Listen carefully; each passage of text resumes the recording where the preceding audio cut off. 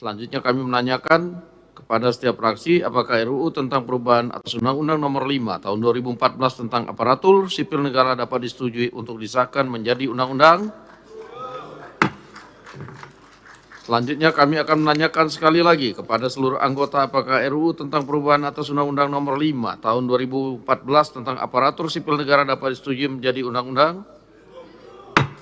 Terima kasih. RUU ASN ini hadir sebagai ikhtiar untuk menjawab tantangan dan ekspektasi publik yang kian besar terhadap kualitas pelayanan publik dengan komponen terpentingnya adalah birokrasi, mengingat birokrasi adalah mesin pembangunan. 7 arah agenda reformasi birokrasi. Pada kesempatan yang baik ini di hadapan Ketua, Wakil Ketua, dan anggota DPR yang terhormat, kami mohon izin untuk menyampaikan 7 agenda transformasi ASN yang diusung dalam RUU ASN ini. Pertama, transformasi rekrutmen dan jabatan ASN. Transformasi ini kita rancang untuk menjawab organisasi yang harus lincah dan kolaboratif. Salah satu contohnya adalah rekrutmen ASN. Tidak perlu menunggu 1 atau 2 tahun ketika ada yang pensiun, sehingga ke depan rekrutmen akan lebih cepat dan birokrasi akan lebih responsif. Metode dan tahapan rekrutmen seperti seleksi administrasi, seleksi kompetensi dasar, dan seleksi kompetensi bidang juga tidak diatur secara rigid dalam undang-undang. Hal ini untuk memudahkan kita merekrut tenaga profesional yang telah memiliki pengalaman unggul di bidangnya.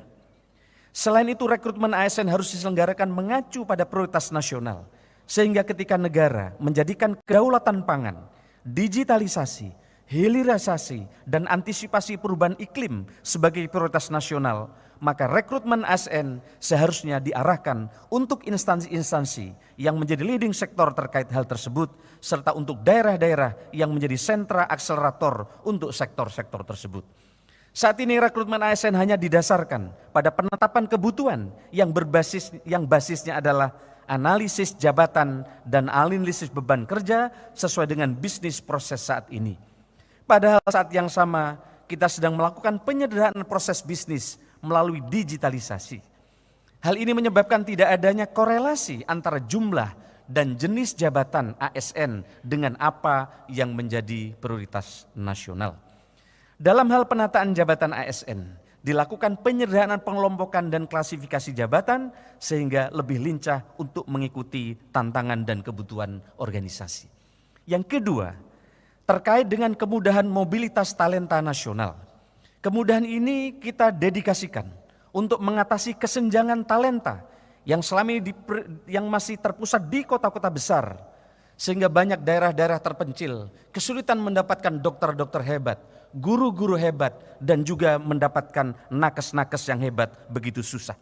Mobilitas talenta akan berorientasi Indonesia sentris, sehingga dukungan keberadaan ASN terutama di daerah 3T akan turut mendukung pemerataan pembangunan ekonomi nasional. Fleksibilitas mobilitas talenta ini juga memastikan dengan jelas bahwa PNS yang diangkat menjadi pejabat negara, komisioner atau anggota lembaga non-struktural maupun dalam penugasan ke organisasi dunia tidak kehilangan hak kepegawaiannya selama menjalankan tugas tersebut. Pintu untuk ASN mobile keluar instansi pemerintah seperti di TNI dan Polri atau BUMN. Selama ini TNI Polri banyak masuk ke instansi pemerintah, tapi ASN tidak bisa masuk ke TNI Polri. Tapi dengan undang-undang ini ASN bisa masuk ke TNI Polri. Juga sudah mulai dibuka dengan adanya undang-undang ASN ini. Ini sangat didorong untuk mobile sebagai bentuk pengembangan dirinya. Begitu juga terkait dengan mutasi. Selama ini para bupati, wali kota, gubernur, dan para menteri mengeluhkan dan selama ini persyaratan untuk melakukan mutasi sangatlah rigid sehingga muncul stigma bahwa sulit untuk memindahkan seorang pegawai ASN. Contohnya untuk memindahkan seorang pejabat pimpinan tinggi membutuhkan waktu paling kurang 2 tahun. Ketiga, soal percepatan pengembangan kompetensi ASN. Pola pengembangan kompetensi ASN tidak lagi klasikal seperti penataran, tetapi mengutamakan experiential learning seperti magang, on the job training yang semuanya menjadi bagian dari upaya untuk meningkatkan kompetensi ASN menuju birokrasi berkelas dunia. Pengembangan kompetensi tidak lagi dimaknai sebagai hak, melainkan suatu kewajiban bagi pegawai ASN. Untuk itu instansi pemerintah wajib memberikan kemudahan akses belajar bagi pegawai ASN. Selama ini kesempatan untuk memperoleh akses pengembangan kompetensi tidaklah merata. Pelaksanaan pengembangan kompetensi juga belum dikaitkan dengan kebutuhan ASN itu sendiri. Terkadang ASN memilih untuk mengikuti diklat apapun hanya untuk menggugurkan syarat minimal 20 jam pelajaran secara klasikal. Keempat, penataan tenaga non-ASN dengan perluasan mekanisme dan skema kerja untuk memastikan 4 prinsip. Pertama, terkait dengan tenaga honorer. Tidak ada pemberhentian massal terhadap tenaga non-ASN. Kedua, tidak ada pengurangan pendapatan dari yang diterima tenaga non-ASN saat ini. Ketiga, tidak menimbulkan tambahan beban fiskal yang signifikan. Dan keempat, tetap memenuhi mekanisme yang diatur dalam peraturan perundang-undangan dengan skema nanti yang ditentukan sesuai kesepakatan anggota DPR adalah dengan skema penuh waktu dan paruh waktu. Kelima, terkait dengan reformasi pengelolaan kinerja dan kesejahteraan ASN. Saat ini sebanyak 99% kinerja individu dinyatakan baik dan sangat baik. Karena pimpinan tanda tangan hanya 2 pilihannya. Pegawai di bawahnya baik atau sangat baik. Padahal ini menjadi tantangan bersama untuk menyelaraskan kinerja individu yang sudah baik dengan kinerja organisasi atau instansi. Hal ini yang belum selaras mengingat kita masih mendapati keluhan-keluhan pelayanan publik. Di dalam RUU ASN kita ingin mendorong agar kinerja individu selaras dengan kinerja organisasi sehingga pelayanan publik semakin baik. Dalam undang-undang ini kesejahteraan ASN sangat dikaitkan dengan kinerja ASN yang bersangkutan. Selama ini ASN yang berkinerja mendapatkan tunjangan kinerja sama dengan ASN yang hadir di kantor untuk memenuhi presentasi kehadiran. Hal ini menyebabkan tidak adanya motivasi ASN untuk meningkatkan kinerja. Sebaliknya untuk ASN yang tidak berkinerja, undang-undang ini memberikan penekanan bahwa ASN yang tidak bekerja dapat diberhentikan. Selama ini kita sangat sulit sekali untuk memberhentikan ASN yang sudah secara nyata terbukti tidak berkinerja. Adapun terkait dengan kesejahteraan, manajemen kesejahteraan PNS dan P3K akan digabung. Termasuk P3K mendapatkan hak pensiun dengan skema defined contribution. Selain itu dalam skema penghargaan akan dikaitkan dengan kinerja ASN. Keenam, digitalisasi manajemen ASN akan terus diperkuat dan diintegrasikan untuk memastikan struktur, budaya dan kompetensi digital para ASN agar senantiasa berkembang secara baik dan optimal. Oleh karena itu, kompetensi digital menjadi salah satu kompetensi wajib dan penting untuk dimiliki seluruh ASN. Selain itu, transformasi digital merupakan salah satu bentuk penguatan pengawasan sistem merit yang menjadi fokus dan perhatian pemerintah.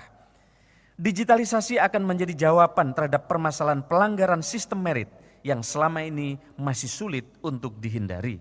Contoh, digitalisasi akan membatasi kesewenang-wenangan pejabat pembina kepegawaian dalam melakukan pengisian jabatan karena sistem tidak akan dapat memproses calon yang tidak sesuai dengan kriteria.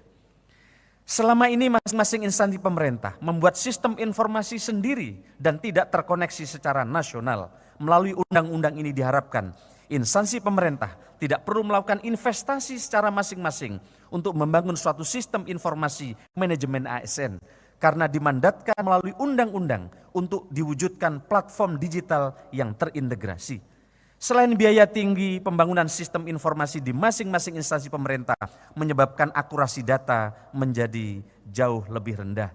Ini sejalan dengan upaya pemerintah untuk mengintegrasikan aplikasi pemerintah yang kini dibangun melalui sistem pemerintah berbasis elektronik dan sekarang lebih dari 27 aplikasi yang menyebabkan rakyat susah mengakses pelayanan dengan baik. Ketujuh atau yang terakhir, penguatan budaya kerja dan citra institusi. Pada undang-undang ini, nilai dasar akan disimplifikasi agar mudah dipahami dan berlaku sama di setiap instansi pemerintah. Nilai-nilai dasar tersebut terangkum dalam berakhlak atau berorientasi pelayanan, akuntabel, kompeten, harmonis, loyal, adaptif, dan kolaboratif. Setiap instansi pemerintah memiliki core values yang berbeda-beda dan pejabat pembina kepegawaian bisa menggantinya setiap saat sehingga tidak ada kesatuan nilai dasar ASN selama ini. Padahal sesuai dengan perannya, ASN ini adalah perekat dan pemersatu bangsa. Hal ini membuat budaya organisasi tidak menjadi akar yang kuat dalam jangka panjang dan juga berdampak kepada inefisiensi biaya penyusunan nilai dasar dan biaya sosialisasi. Ketua, wakil ketua, dan anggota DPR yang kami hormati. Tetapi tentu saja RUU ASN ini tidak bisa berdiri sendiri. RUU adalah landasan utama dan katalis yang mengakselerasi percepatan transformasi ASN.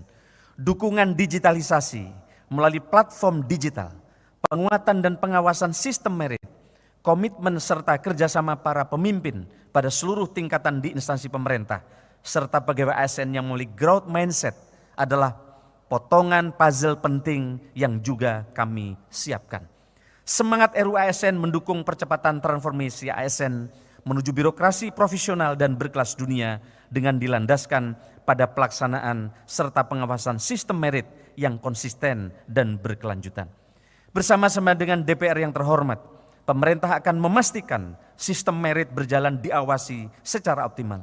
Fungsi-fungsi pengawasan sistem merit harus tetap dapat berjalan maksimal melalui instrumen yang ada untuk memastikan penataan karir ASN dapat berlangsung profesional, transparan, akuntabel, dan berorientasi kinerja kepada masyarakat.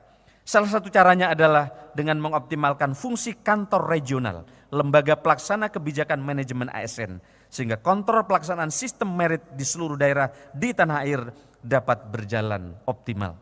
Kemudian pemerintah dengan pengawasan DPR juga akan memperkuat manajemen talenta di setiap instansi pemerintah dan mengelolanya di dalam platform digital untuk memastikan proses yang berjalan agar lebih transparan dan akuntabel. Ketua, wakil ketua, dan anggota DPR yang kami hormati, demikianlah pendapat akhir terhadap rancangan undang-undang tentang aparatur sipil negara dari pemerintah. Pemerintah mengucapkan terima kasih kepada pimpinan dan seluruh anggota Komisi 2 DPR RI yang telah berperan aktif dalam rangkaian pembahasan rancangan undang-undang tentang aparatur sipil negara ini. Tepuk tangan saya kira buat teman-teman anggota Komisi 2 yang telah bekerja keras. Kami sampaikan juga terima kasih kepada seluruh anggota Dewan yang terhormat yang hadir pada kesempatan ini.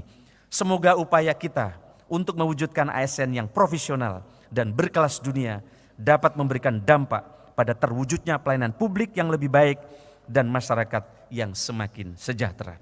Kiranya ikhtiar kita semua diridhoi oleh Allah Subhanahu wa Ta'ala. Balonku ada 4, ku pegang erat-erat. Terima kasih DPR yang terhormat, legislasi hebat untuk kepentingan rakyat. Tahu bulat digoreng dadakan, nikmat rasanya hanya 500-an. Kepada Bapak Ibu semua terima kasih kami ucapkan. RUU ASN kini telah resmi disahkan. Sekian terima kasih, kurang lebihnya saya mohon maaf. Selamat siang, Santi Santi Santi Namo Buddhaya, salam kebajikan. Wallahul muwaffiq ila aqwamit thoriq. Wassalamualaikum warahmatullahi wabarakatuh.